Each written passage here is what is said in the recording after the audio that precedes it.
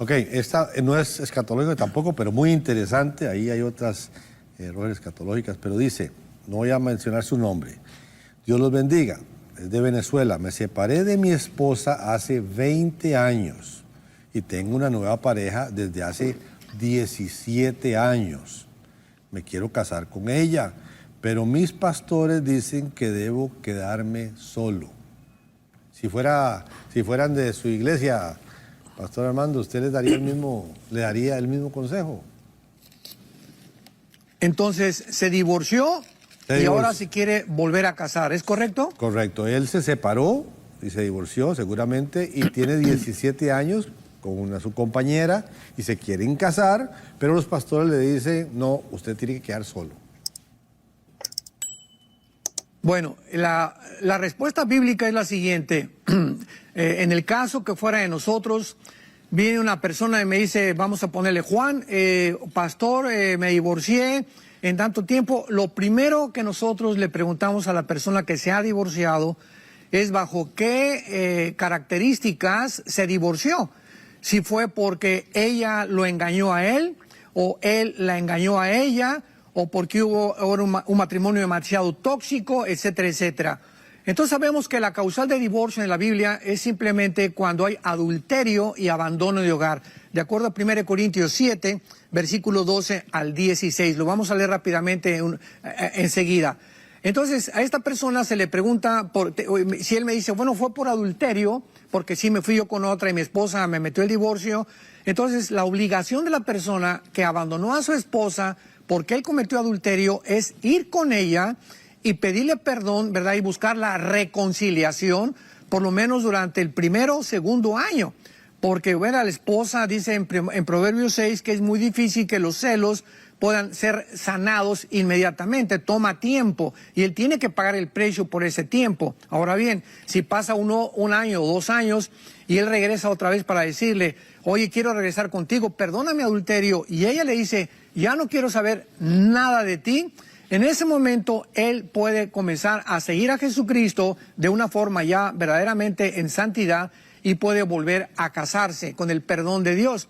Porque dice en 1 Corintios 7, versículo 14, el marido incrédulo es santificado en la mujer y la mujer incrédula en el marido.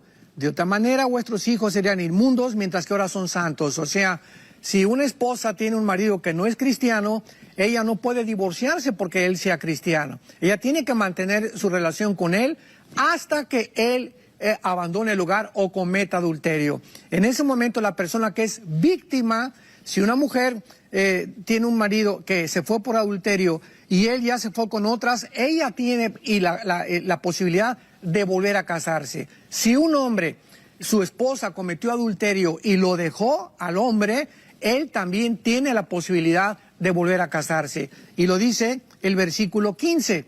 Si el incrédulo se separa, sepárese. Y esta palabra separarse es chorizo en el griego, que significa, y es la palabra que se usa para divorcio. Si el incrédulo se separa, ábrele la jaula y que se vaya el gavilán, ¿verdad? Que se vaya, se fue con otra, déjalo ya, que se vaya, porque no está el hermano o la hermana sujeto a servidumbre. O sea, la víctima no puede quedarse a velar por los santos, ¿verdad? Como decimos vulgarmente también en México, o sea, a adorarse, o sea, el que se queda abandonado no puede quedarse toda la vida soltero porque dice la Biblia que no es bueno que el hombre se quede solo, necesitamos una mujer. Y en semejante caso, sino que en paz nos llamó Dios. Entonces, la persona víctima tiene el poder o la característica o la libertad bíblicamente de volver a casarse si la persona que lo abandonó cometió el adulterio. Pero esta persona que comete adulterio y se quiere casar con otra muchacha, hay que revisar como pastores en qué condiciones se divorció de la primera esposa, en qué condiciones la abandonó y si ya ha tratado de reparar el problema que tuvo con la primera esposa. Bueno, pero porque si no, ¿verdad? Pues se va a seguir casando 2 o 3 veces más en el futuro. Bueno, pero aquí está bien. Entiendo. No sé si fue claro. Sí, sí, muy claro. Pero, ok, lo que no es claro es la situación de esta pareja. Lo que sí es claro es que tiene 17 años con una nueva persona y no sabemos si tiene hijos. Digamos que tienen hijos. Muy fuerte la luz. Digamos que tienen hijos, Pastor Armando. Si tienen hijos, en esos 17 años, el tratamiento debía ser diferente o igualmente, o sea, ¿qué hacer? 17 años con la nueva persona. Sí, o sea, en ese caso, ¿verdad? Ya cuando hay hijos de por medio, de todas maneras, él necesita arrepentirse de su pecado pasado, porque dice la Biblia, tus pecados te alcanzarán. Ahora, claro, ya formó una nueva familia, los hijos necesitan un padre, una madre, y él puede volver a otra vez a rehacer su vida porque por los hijos, y no va a volver a abandonar a esos hijos simplemente porque se le dice que ya no se puede volver a casar. ¿Verdad? Eso es un error muy grave pastoral. Están llegando algunas preguntas también directamente aquí, bueno, de Perú. Muy interesante esta, dice, no es escatológica. Doctor Armando, tengo 2 preguntas y contarle una anécdota. Si somos imagen y semejanza de Dios, ¿por qué existen asesinos, violadores, femicidas, etcétera? Para mí son hijos de Satanás. No creo que Dios se equivoque en su creación. Segunda, si Satanás sabe que va a perder, ¿por qué es tan terco de seguirle haciendo la guerra a Dios en el Armagedón? Denis, desde Perú. Bueno, en primer lugar, cuando fuimos formados a la imagen y semejanza de Dios, era para reflejar el carácter de Dios.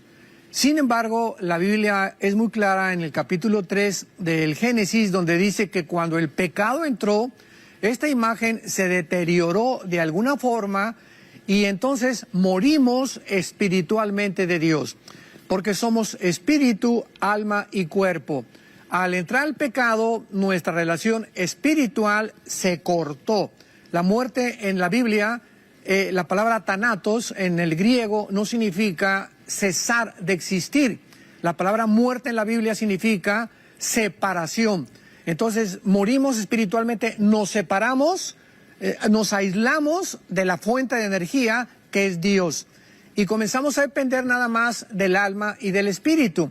Entonces, todos los seres humanos están separados, nacimos porque por el pecado original que hemos heredado y además porque pecamos en acción también, estamos separados de Dios.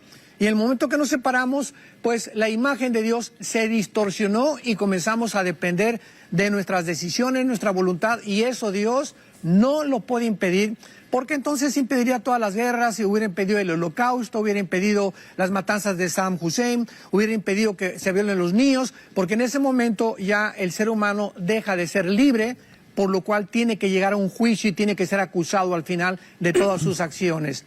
Entonces, esta imagen se perdió, se deterioró, pero mantenemos la semejanza, porque dice el libro de Santiago que todavía el hombre caído tiene la semejanza de Dios, porque dice también Salomón en Eclesiastés 3:11 que llevamos la eternidad entre nosotros, aunque estamos separados espiritualmente, el alma mantiene la eternidad. Sabemos que hay algo fuera de nosotros y por eso existen las religiones. Entonces, esta es la razón por la cual Dios no puede intervenir, porque entonces dejaríamos de funcionar como agentes libres. Y en ese momento también ya no tendríamos la responsabilidad, sino seríamos títeres de un destino que ya había sido predeterminado. Y lo mismo pasa con los ángeles caídos y con las guerras y con todo. Dios sabe todo el futuro, pero ¿por qué lo sabe? Porque Él es omnisciente, pero al mismo tiempo lo sabe que esas personas que están actuando, antes de que ellas actuaron, sabían cómo iban a actuar, pero tenían que actuar de esa manera para que Él pudiera tener una base para el juicio final. La segunda pregunta que hacía era ¿por Perdón. qué Satanás es tan terco y sigue necio con lo de Armagedón? Esa es la contradicción del mal. El mal tiene 2 enemigos. El mismo mal, si el bien no destruye al mal, el mismo mal tiene el poder o el potencial de autodestruirse. Si una banda de delincuentes, una banda de mafiosos, la policía no los termina capturando, entre ellos mismos se van a autodestruir, porque ese es el potencial del mal. Pero el bien solamente tiene un enemigo, que es el mal. Entonces, el mal por sí mismo, esto ya filosóficamente, no puede subsistir. El mal es autodestructivo. Entonces, esta es la razón por la cual Satanás no tiene la sabiduría de Dios. Y en el momento que se rebeló contra Dios, perdió completamente la perspectiva de lo que el mal iba a hacer en su propia personalidad. Y es lo mismo con los seres humanos. ¿Cómo es posible que una persona que fuma sabe que el cigarro le va a afectar los alvéolos pulmonares, la garganta, el esófago, la tráquea, los pulmones? ¿Por qué lo sigue haciendo? Él sabe que se está destruyendo, porque una persona que se emborracha sabe que su hígado puede morir, se puede divorciar, va a acabar con la familia. ¿Por qué seguimos haciendo lo que sabemos que nos va a destruir? Porque esa es precisamente la característica principal del mal que llevamos dentro. Cristo vino a eso, a darnos al Espíritu Santo para comenzar a luchar en contra de esa tendencia que tenemos de nuestra autodestrucción y que permanece en Satanás. Hola, hoy quiero invitarte a que te suscribas a nuestro canal de YouTube y que puedas estar pendiente de todo el contenido que vamos a estar subiendo. No queremos que te pierdas la oportunidad de estar conectado a la palabra de Dios a través de los mensajes que tenemos aquí en nuestro canal. Así que suscríbete.